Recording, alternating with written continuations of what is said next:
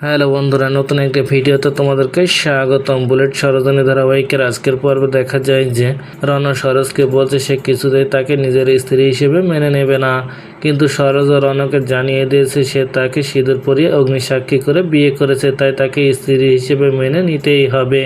তারপর রণ সরোজের উপর রেগে গিয়ে সরোজের থেকে সেই পেন ড্রাইভটা নিয়ে সেটা সরোজের সামনে জ্বালিয়ে দেয়।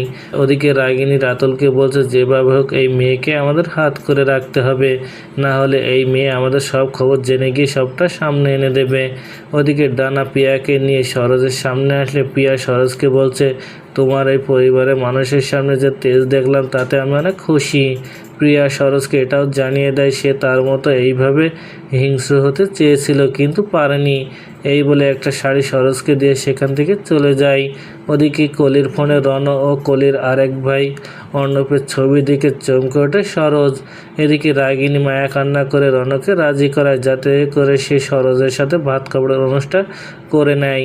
এদিকে ফুলসজ্জার ঘরে রণ এসে সরোজকে জোর করে বের করে দিতে গেলে সরোজ ও রণকে জানিয়ে দেয় সে কিছুতেই এই ঘর থেকে বের হবে না। ওদিকে রাগিনী রাতুলকে বলছে এই সরোজকে কেউ দাবার গুটি ভেবে চালাচ্ছে, আর সেই ব্যক্তিটা কে সেটা তাকে জানতেই হবে। তো বন্ধুরা, কী ঘটতে চলেছে গল্পে এবার জানতে হলে আমাদের সাথেই থাকুন। ধন্যবাদ।